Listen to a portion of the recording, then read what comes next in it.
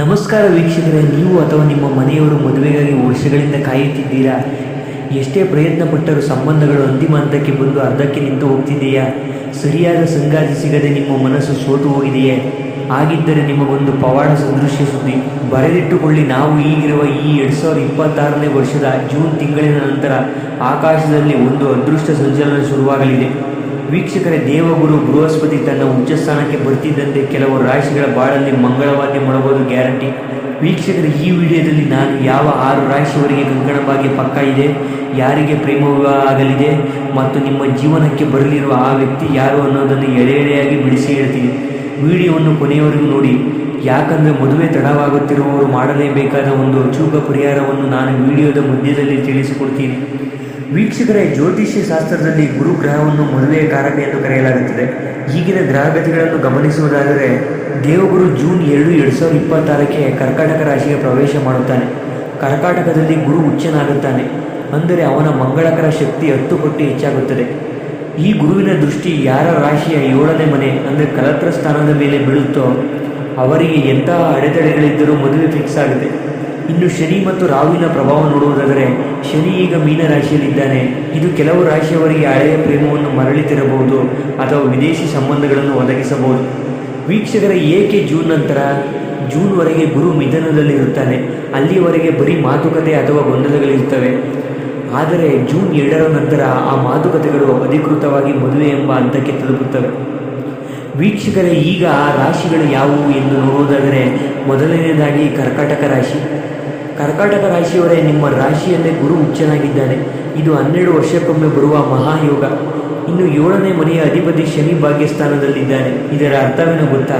ನೀವು ಹುಡುಕುವ ಮೊದಲೇ ಅದ್ಭುತವಾದ ಸಂಬಂಧಗಳು ನಿಮ್ಮ ಮನೆಯ ಬಾಗಿಲಿಗೆ ಬರಲಿವೆ. ಇಲ್ಲಿಯವರೆಗೆ ಯಾರನ್ನಾದರೂ ನೀವು ಇಷ್ಟಪಟ್ಟಿದ್ದರೆ ಜೂನ್ ನಂತರ ಅವರಿಗೆ ಪ್ರಪೋಸ್ ಮಾಡಿ, ಸಕಾರಾತ್ಮಕ ಉತ್ತರ ಸಿಗಲಿದೆ ಅವರಿಂದ.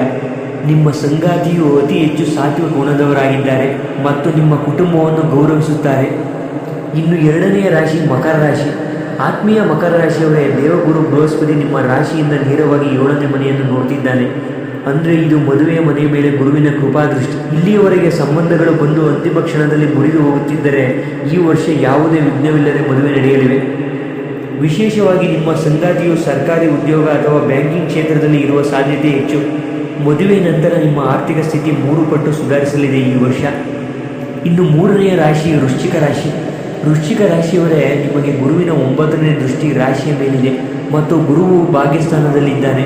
ಇದರ ಆಳವಾದ ಅರ್ಥವೇನೆಂದರೆ, ಮದುವೆ ನಂತರ ನಿಮ್ಮ ಹಣೆಬರಹವೇ ಬದಲಾಗಲಿದೆ. ವಿದೇಶಿ ಸಂಬಂಧಗಳಿಗಾಗಿ ಕಾಯುತ್ತಿರುವವರಿಗೆ 2026ರ ಆಗಸ್ಟ್ ತಿಂಗಳು ಸುವರ್ಣಾವಕಾಶ ನೀಡಲಿದೆ. ನೀವು ಪ್ರೀತಿಸಿದವರನ್ನೇ ಮದುವೆಯಾಗಲು ಮನೆಯವರ ಸಮ್ಮತಿ ಸಿಗುವುದು ಈ ವರ್ಷ. ನಿಮ್ಮ ಸಂಗಾತಿ ಬಹಳ ಬುದ್ಧಿವಂತರು ಮತ್ತು ಜೀವನದ ಪ್ರತಿ ಹೆಜ್ಜೆಯಲ್ಲೂ ನಿಮಗೆ ಸಾಥ್ ನೀಡುವವರಾಗಿದ್ದಾರೆ. ಇನ್ನು 4ನೆಯ ರಾಶಿ ವೃಷಭ ರಾಶಿ. ವೃಷಭ ರಾಶಿಯವರೇ, ನಿಮ್ಮ 11ನೇ ಮನೆಯಲ್ಲಿ ಶನಿ ಮತ್ತು 3ನೇ ಮನೆಯಲ್ಲಿ ಗುರು ಇದ್ದಾರೆ. ಇದು ಅನಿರೀಕ್ಷಿತ ವಿವಾಹ ಯೋಗವನ್ನು ಸೂಚಿಸುತ್ತದೆ. ಅಂದರೆ ನೀವು ಮದುವೆಯ ಆಸೆಯನ್ನು ಬಿಟ್ಟಿದ್ದರೂ ಸಹ ಹಿರಿಯರ ಒತ್ತಾಯ ಅಥವಾ ಸ್ನೇಹಿತರ ಮೂಲಕ ಪರಿಚಯವಾದ ವ್ಯಕ್ತಿಯೊಂದಿಗೆ ನಿಮ್ಮ ವಿವಾಹ ನಿಶ್ಚಯವಾಗಲಿದೆ. ಜೂನ್ 15ರಿಂದ ನವೆಂಬರ್ ನಡುವೆ ನಿಮಗೆ ಬರುವ ಸಂಬಂಧವನ್ನು ಮಿಸ್ ಮಾಡ್ಕೋಬೇಡಿ. ನಿಮ್ಮ ಸಂಗಾತಿಯು ಬಹಳ ಕಲಾತ್ಮಕ ಗುಣವುಳ್ಳವರಾಗಿದ್ದಾರೆ. ಇನ್ನು 5ನೆಯ ರಾಶಿ ಕನ್ಯಾ ರಾಶಿ. ಕನ್ಯಾ ರಾಶಿಯವರೇ, ಗುರುವಿನ 11ನೇ ಮನೆಯ ಸಂಚಾರ ನಿಮ್ಮ ಪ್ರತಿಯೊಂದು ಬಯಕೆಯನ್ನು ಈಡೇರಿಸಲಿದೆ. ಮದುವೆಯಾಗಲು ಇಚ್ಛಿಸುವವರಿಗೆ ಈ ವರ್ಷ ಉನ್ನತ ಶಿಕ್ಷಣ ಪಡೆದ ಅಥವಾ ಪ್ರತಿಷ್ಠಿತ ಕುಟುಂಬದ ಸಂಬಂಧಗಳು ಸಿಗಲಿವೆ. ನಿಮ್ಮ ಸಂಗಾತಿಯ ದಿಕ್ಕು ಉತ್ತರ ಅಥವಾ ಈಶಾನ್ಯವಾಗಿರಲಿದೆ. ಮದುವೆಯ ನಂತರ ನೀವು ಸಂಗಾತಿಯೊಂದಿಗೆ ಸುಂದರವಾದ ವಿದೇಶಿ ಪ್ರವಾಸ ಮಾಡುವ ಯೋಗವು 2026ರ ಅಂತ್ಯದಲ್ಲಿದೆ. ಇನ್ನು ಕೊನೆಯದಾಗಿ ಮೀನ ರಾಶಿ. ನಿಮಗೆ 7ನೇ ಶನಿಯ ಪ್ರಭಾವ ಇದ್ದರೂ ಸಹ ರಾಶ್ಯಾಧಿಪತಿ ಗುರು ಉಚ್ಚನಾಗಿ 5ನೇ ಮನೆಯಲ್ಲಿದ್ದಾನೆ. ಇದು ಪ್ರೇಮ ವಿವಾಹಕ್ಕೆ ಅತ್ಯಂತ ಪ್ರಶಸ್ತವಾದ ಸಮಯ. ನೀವು ಬಹಳ ದಿನಗಳಿಂದ ಒಬ್ಬರನ್ನು ಇಷ್ಟಪಟ್ಟು ಮನೆಯಲ್ಲಿ ಹೇಳಲು ಹೆದರುತ್ತಿದ್ದರೆ ಜೂನ್ ನಂತರ ಧೈರ್ಯವಾಗಿ ಮಾತನಾಡಿ. ಶನಿದೇವನು ನಿಮ್ಮನ್ನು ಶಿಸ್ತುಬದ್ಧಗೊಳಿಸಿ ಒಬ್ಬ ಪಕ್ವವಾದ ಸಂಗಾತಿಯನ್ನು ನಿಮ್ಮ ಜೀವನಕ್ಕೆ ತಂದುಕೊಡಲಿದ್ದಾನೆ. ವೀಕ್ಷಕರೇ, ಸಂಬಂಧಗಳು ಬಂದು ಅರ್ಧಕ್ಕೆ ನಿಲ್ಲುತ್ತಿದ್ದರೆ ಅಥವಾ ಮದುವೆ ಪದೇ ಪದೇ ತಡವಾಗುತ್ತಿದ್ದರೆ ಈ 2 ಪರಿಹಾರಗಳನ್ನು ಪಾಲಿಸಿ. ಮೊದಲ ಪರಿಹಾರ ಹಳದಿ ದಾರದ ರಹಸ್ಯ. ಪ್ರತಿ ಗುರುವಾರ ಶುದ್ಧವಾದ ಹಳದಿ ದಾರಕ್ಕೆ 7 ಗಂಟು ಹಾಕಿ ವಿಷ್ಣುವಿನ ಪಾದದ ಬಳಿ ಇಟ್ಟು ಪೂಜಿಸಿ. ನಂತರ ಅದನ್ನು ನಿಮ್ಮ ಬಲಗೈಗೆ ಧರಿಸಿ. ಇದು ಗುರುವಿನ ಬಲವನ್ನು ಹೆಚ್ಚಿಸುತ್ತದೆ. ಇನ್ನು 2ನೇ ಪರಿಹಾರ ಶುಕ್ರವಾರದ ದೀಪ. ಶುಕ್ರವಾರದಂದು ದೇವಿ ದೇವಸ್ಥಾನಕ್ಕೆ ಭೇಟಿ ನೀಡಿ ಮುತ್ತೈದೆಯರಿಗೆ ಅರಿಶಿನ ಕುಂಕುಮ ನೀಡಿ. ಇದರಿಂದ ಶುಕ್ರಬಲ ಹೆಚ್ಚಾಗಿ ಮದುವೆಗೆ ಇರುವ ವಿಘ್ನಗಳು ದೂರವಾಗುತ್ತವೆ. ವೀಕ್ಷಕರು, ಇನ್ನು ಕೊನೆಯದಾಗಿ ಹೇಳುವುದಾದರೆ 2026 ಈ ವಿವಾಹ ಯೋಗವು ಪ್ರಕೃತಿಯ ಒಂದು ದೊಡ್ಡ ಕೊಡುಗೆ. ಮದುವೆ ಎನ್ನುವುದು ಕೇವಲ ಎರಡು ವ್ಯಕ್ತಿಗಳ ಮಿಲನವಲ್ಲ, ಇದು ಎರಡು ಆತ್ಮಗಳ ಅನುಬಂಧ. ನಾನು ಮೇಲೆ ತಿಳಿಸಿದ 6 ರಾಶಿಯವರಿಗೆ ಜೂನ್ ನಂತರ ಕಾಲ ಅಕ್ಷರಶಃ ಪಕ್ವವಾಗಿದೆ.